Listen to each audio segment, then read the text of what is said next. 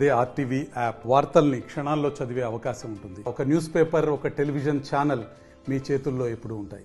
Continue చేస్తాం. రైతు భరోసా ఎవరెవరికి వస్తూ ఉంటే అది ఆటోమేటికలీ వాళ్ళకి వస్తుంది. ఓన్లీ థింగ్ కొందరికి వాళ్ళు వ్యవసాయకి పనికిరాని భూమికి అది తీసేసి వాళ్ళు అది ఒక జాబితా తయారు చేస్తారు అంతే.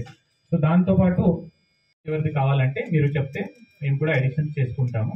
సో ఈ రకంగా ఆత్మీయ భరోసాలో స్పెసిఫిక్ గుర్తు ఏం చేసుకోవాలంటే మీరు 20 రోజు పని అవ్వాల్సిందే. సో 20 ఒకరొకరు నాకు కూడా వ్యవసాయ భూమి లేదంటారు, బట్ మీరు పాత సంవత్సరంలో 20 రోజు పని చేయలేదంటే దీంట్లో ఉండరు మీరు.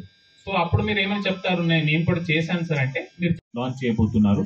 సో దానికి సంబంధించిన డేటా ఇప్పుడు మీరు మాకు ప్రజాపాలనలో కానీ తర్వాత సిప్సి అంటే కులగణనలో కానీ సో వేరే వేరే దరఖాస్తు ద్వారా సో మన దగ్గర ఏమేమి దరఖాస్తులు ఉన్నాయి, డేటా ఉన్నాయి, అది ప్రాసెస్ చేసి ఇప్పుడు మన దగ్గర ఒక జాబితా తయారు చేయడం జరిగింది. సెక్రటరీ గారు మీ ఇంటింటికి వచ్చి కూడా అన్ని చాలాసారి వేరే వేరే రకంగా చెక్ చేయడం కూడా జరిగింది.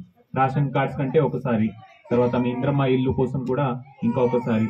సో ఆ రకంగా ఇప్పుడు రైతు భరోసా కోసం సర్వే నంబర్స్ పోయి ఒక్కొక్కటి ఏఈఓ గారు సో ఏఈఓ గారు అండ్ తర్వాత అక్కడే మన రెవెన్యూ ఇన్స్పెక్టర్ కలిసి కూడా వాళ్ళు కూడా సర్వే నంబర్ వారిగా అంటే ఎక్కడైనా రాళ్ళు లేకపోతే గుట్టలు వ్యవసాయకి పనికిరాని భూమి ఏమైనా ఉంది సో ఆ రకంగా దానికి మనం రైతు భరోసా మనం తొలగించాలి ఆ రైతు భరోసా నుంచి అని ఇక్కడ చాలా తక్కువనే ఉంది అని చెప్తా ఉన్నారు.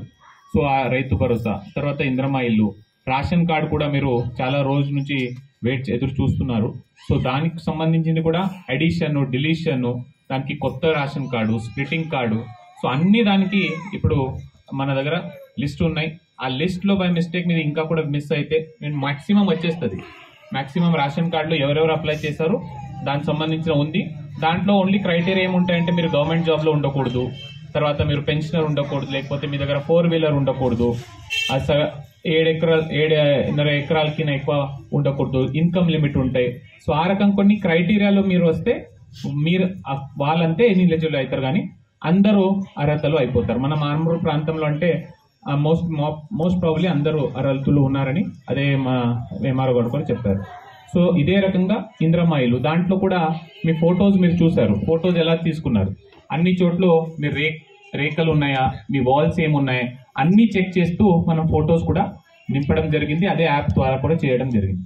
అది కూడా మా దగ్గర ఒకరొకరు చెప్పారు మా దగ్గర ఇల్లు స్థలం ఉంది సార్, స్థలం ఉంది అని. ఒకరొకరు మాకు ఇల్లు స్థలం కూడా లేదని చెప్పారు. సో అది 2 జాబితా కూడా ఆల్రెడీ తయారుంది. సో అది కూడా మీరు దీంట్లో కూడా బై మిస్టేక్ మీకు మిస్ అయింది, నాకు కూడా రేఖలేని ఉన్నాయంటే నాకు కూడా అర్హతలు ఉన్నాయి అనుకుంటే మీరు ఇమీడియట్లీ ఇచ్చేస్తే అగైన్ నలికి పరిశీలిస్తాం. సో దీంట్లో మీ ముందు ఒక ప్రయారిటీ ప్రొబబుల్ లిస్ట్ ఒకటి పెట్టుకొని మీ ద్వారానే మనకు ఎక్కువ తెలుస్తుంది. ఎందుకంటే గ్రామ సభకు వెళ్తే గ్రామ సభలో ప్రజలకి ఎక్కువ తెలుసుంటే ఆ ఉద్దేశంతో మీ ముందు ఇది అన్ని లిస్ట్ కానీ ఇదన్నీ పేర్లు చదవడం అదన్నీ ఒక ప్రక్రియతో మనం చేస్తున్నాం.